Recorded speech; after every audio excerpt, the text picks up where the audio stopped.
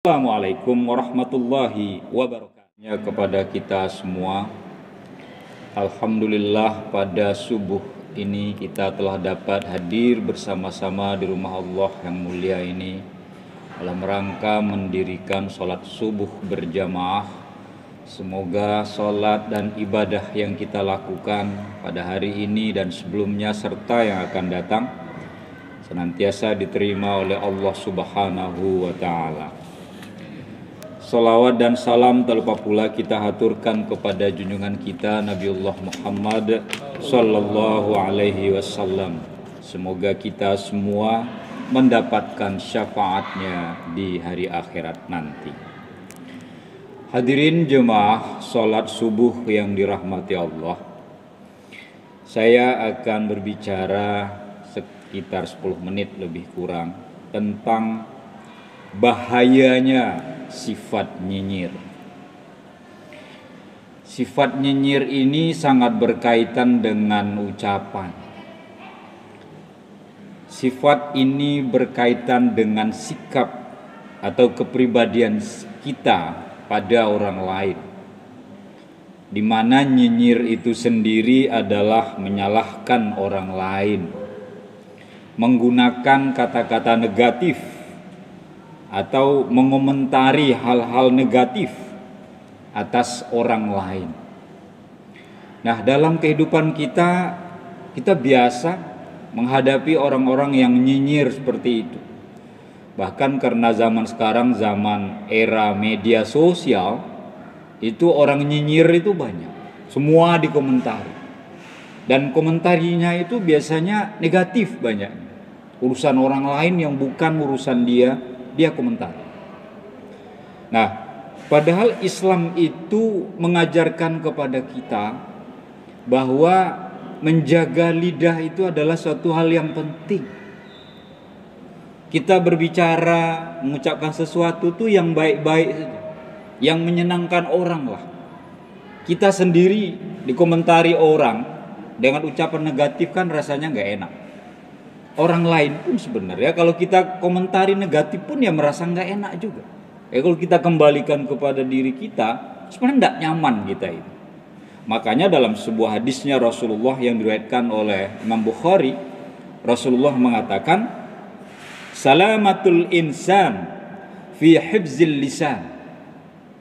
Keselamatan atau kesejahteraan seorang manusia itu terletak pada ia menjaga lidahnya. Bisa nggak dia menjaga lidah? Kalau kita bisa menjaga lidah kita, semua akan. Kadang kita menyebarkan gosip, kadang kita menceritakan keburukan orang lain, lalu kita komentari yang bukan wilayah kita. Ya. Dan ini sering terjadi dalam kehidupan kita. Tidak hanya di media sosial, kita bertangga, berteman, orang yang tidak kita kenal sekalipun, ya kolega kita, ya bahkan keluarga kita sendiri pun kita terbiasa seperti itu. Maka sifat ini sangat bahaya dan tidak baik bagi hati dan pikiran kita. Karena itu, bagaimana sikap menghadapi bila ada orang yang nyinyir kepada kita? Paling tidak ada 5 sikap kita terhadap orang yang memiliki kebiasaan nyinyir tersebut. Yang pertama adalah tidak merasa terganggu ya dengan nyinyiran orang lain. Kalau kita misalnya dinyinyir orang lain di EGP saja Bapak Ibu, ya. Emang gue pikirin, kira-kira gitu bahasa anak mudanya sekarang. Hidup itu adalah like and dislike kalau orang barat bilang. Ada orang yang suka, ada orang yang tidak suka. Kalau orang itu mengomentari kita negatif, ya kita anggap dia tidak suka gitu, ya sudahlah. Kalau ada orang yang suka dengan kita dan tidak mengomentari hal buruk tentang kita, ya alhamdulillah. Jadi jangan terlalu kita pikirkan sehingga kita tidak merasa terganggu. Lalu yang kedua, sikap kita menghadapi orang nyinyir itu jangan terlalu kita ambil hati dan jangan dijadikan beban. Kadang ada orang dikomentari negatif, nama juga orang nyinyir padahal tidak sesuai dengan kenyataannya, lalu kita merasa terganggu, kita sedih. Tidak usah. Jangan kita terbebani, ya. Anggap saja dia itu memang sebagai alat kontrol untuk kita, ya barangkali saya harus lebih baik lagi. Kan ada orang begitu dinyinyiri orang lain langsung stres, shock gitu kan. Banyak kan artis kan misalnya, jadi netizen misalnya membuat dia begini, artis ini begini, bilang gemuk lah, apalah gitu kan, lalu shock. Harus pergi ke psikiater dia. Kalau psikiater ngomong, oh ini saya begini tertekan apa segala macam. Padahal itu dari orang lain. Karena dia merasa terbebani, pikirannya terganggu. Nah, kalau kita menghadapi, jangan kita sampai terbebani dengan nyinyiran orang lain. Lalu yang ketiga adalah menjauh saja. Kenapa kita menjauh? Kalau ada orang nyinyirin kita dan lalu kita dengar, tidak usah didekati.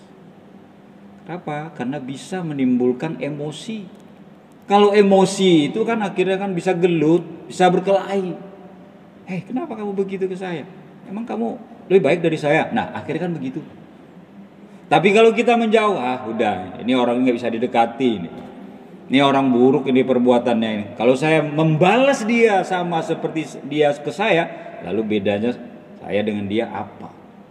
Maka kita menjauhlah dari orang yang seperti itu. Atau kalau ada kelompok-kelompok yang suka menyinyiri kita, kita menghindar saja. Itu lebih baik. Lalu yang keempat adalah biarkan waktu dan fakta yang bicara.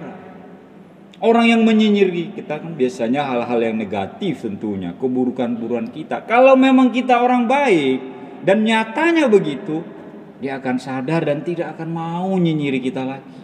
Wong orang baik kok dinyinyiri.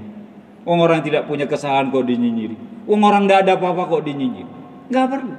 Sehingga yang harus kita lakukan adalah buktikan bahwa kita tidak seperti itu. Dan orang yang tadinya nyinyiran dengan kita, maka akan menyadari, oh dia itu orang baik, tidak pantas saya menyinyir. Dia kan juga manusia, berpikir juga kita kan.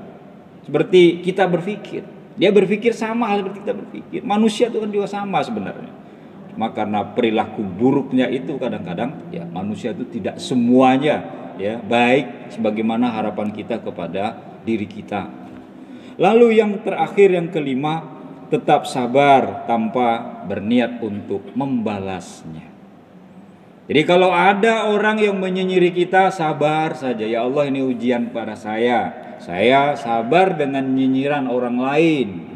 Orang lain mengomentari hal-hal negatif terhadap saya, menceritakan keburukan saya, aib saya, tidak apa-apa. Ya Allah, berikan saya kesabaran dan kekuatan. Saya tidak akan membalasnya. Saya tetap akan menerima ucapannya tanpa akan berniat untuk suatu saat saya akan balas dendam pada dia. Tidak. Nah, inilah sebaiknya yang kita lakukan. Paling tidak 5 hal ini. Karena sesungguhnya perbuatan itu adalah perbuatan yang buruk, perbuatan nyinyir. Bahkan Allah dengan jelas mengatakan dalam surah An-Nisa ayat 148.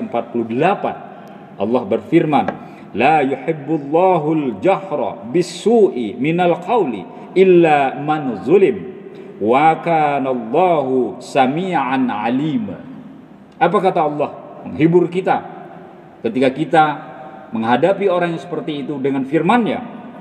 Allah tidak menyukai perkataan buruk yang diucapkan oleh orang lain secara terus terang, kecuali itu adalah orang-orang zalim, dan Allah Maha mendengar lagi Maha mengetahui.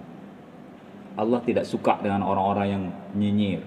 Allah tidak suka dengan orang-orang yang memiliki ucapan-ucapan yang buruk yang menyakiti orang lain. Kalaupun dia melakukan itu, tentu Allah akan membalas perbuatan buruknya itu. Nah, puasa menjaga kita agar lidah atau ucapan kita bisa terkendali, dan puasa menjaga kita agar kita paling tidak memiliki 5 sikap tadi menghadapi orang yang punya perilaku buruk, yaitu sikap nyinyir. Semoga ada manfaatnya. Selamat menunaikan ibadah puasa. Semoga Allah memberikan kekuatan dan kesabaran dan kesehatan kepada kita semua. Wabillahi taufiq wal hidayah. Wassalamualaikum warahmatullahi wabarakatuh.